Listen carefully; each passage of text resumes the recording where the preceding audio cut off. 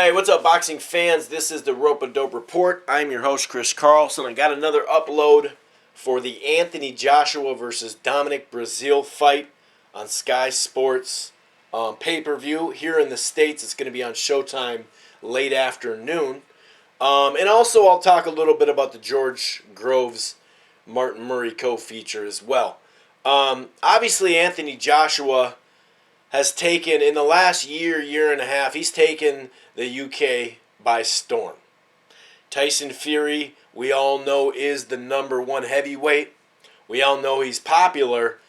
But the cash cow, the true star of the UK right now is Anthony Joshua, period. You can just tell by the excitement in the arena, the fact that his fights sell out in 30 seconds and 90 seconds, and they sell out fast, right?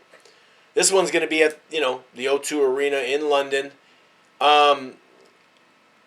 If the IBF, he has a kind of a trinket championship belt, right? The IBF belt. If we take that out of the equation in this one, and you just look at where these guys are in their pro career, the fact that both of them did compete in the Olympics, I think this is a good, Deladova, I don't know, I'm talking basketball, development fight. I really do. Yes, Anthony Joshua is a full-fledged contender, and based off what he's done in the ring and potential that you see out of him, and, what he's shown, I do think that he is, one of the top heavyweights. But he still has to develop. So I think if you look at where they are, the amount of knockouts they have, the amount of bouts they have, who they've fought, I think it's just a good way to create a contender if both of them didn't have championship belts. You know what I'm saying? So I think this is a really good fight. Breazeale is a guy who got into boxing late. He's a former football player. He's not in great shape, but it's not like he's going to gas in a round or two. And I do think he'll bring more than Charles Martin. That's for sure. Charles Martin looked like he wanted to lay down. It looked like he probably should have had a picnic basket, right, with a nice little lunch, put down a blanket, and just kind of have a nice spot on the canvas and say, I'm good right here. I'm gonna eat this. You do what you do. I'm gonna be down here. You know what I mean? I think Breazeale, he's been moved. They kind of started to move him a little bit more in the last 6 months, year, and the last 2 or 3 fights he's had some adversity into it, and I think he's responded well. Now in his last fight in January against Mansour, the first 4 rounds he was getting hit really, really hard, and most of the time it was in exchanges.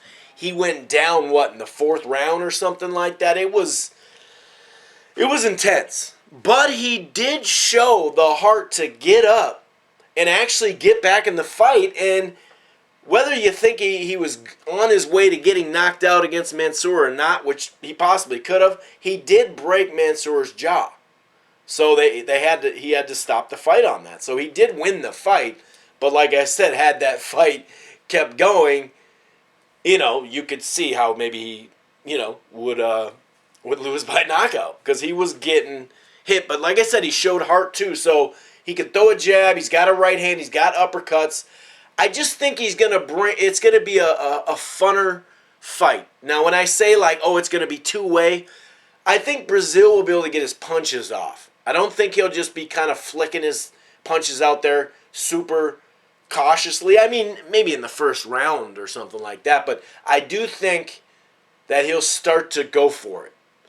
But obviously, when you go for it against Joshua, especially at Breazeale's level, I think he'll get caught in exchanges. And it looks like Mansour has power, but he's a wild puncher, right? It's very wide, overhand type shots. Whereas Anthony Joshua, he's a little more fluid, right? He's a little more accurate, and it seems like he has more power. So I'd say somewhere around anywhere from the 3rd to 5th, maybe 4th to 6th round, I see a KO for Anthony Joshua, or at least a TKO. And he keeps his, rising career going, and then, we'll see if he fights in America at some point. Maybe not next fight, but the fight after, and starts to take over here. Maybe he'll fight the winner of Fury Klitschko next year. We'll see. The co-feature, I really like this fight. I'm split down the middle on this one. George Groves versus Martin Murray. I see Groves having the lead. I see Groves showing a lot of his skill.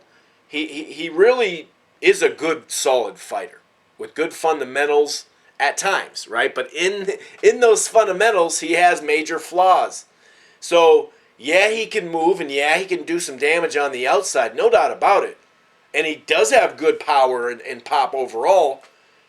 And clearly he's shown he's got heart too. But we all know he's faded in a lot of these fights. And he's also, he's there to be hit too. Like I said, footwork and some of the things he can do on the outside, it's impressive enough to be in there with the Carl Froch, right? But also the other part, he's also... I see him as I think both these guys are past their prime. And I know when you look at George Groves and the amount of fights he's had and his age, I just think he's a little more shop-worn than he probably should be at this stage of his career. For me, I think after some beatings, I feel like he got in the ring, even if it was a tune-up in a stay busy, a build-back fight, I think he got in the ring too fast. And I see things in fights where, even if it wasn't the Badu Jack fight, I see things in fights he should steamroll, opponents, where it's smart he's staying busy, it's smart he's getting camps and he's building his career back, but I still see a bit of shop worn to him. He just fades, not just fades and gets tired, but to me, like I said, I don't know. Both these guys aren't in their prime, in my opinion. I think Martin Murray's, past his prime as well. But Murray, he's been in there with a guy like Sergio Martinez who can move on the outside. He's been in there with a heavy-handed Golovkin, and he landed a bunch of punches. My point is here, I think Groves will be up. But the mid and late, I see Martin Murray closing stronger. I really don't know who's going to win this fight. I'm just looking forward to it. I like it on the undercard of this main event. Anyway, why don't you give me a follow at Rope-A-Dope Radio on Twitter. You can check out the Rope-A-Dope Radio podcast live every Wednesday. You can listen to it right now at blogtalkradio.com/Rope-A-Dope Radio, or download it on iTunes or where, variety of different places. Anyway, let me know what you guys think. Who wins these two fights? Obviously most people think Breazeale's going to get knocked out. It's just a matter of when and how. Whereas I think it's pretty much a 50-50 with the Groves Murray. Anyway, you guys enjoy the fights this weekend. Peace.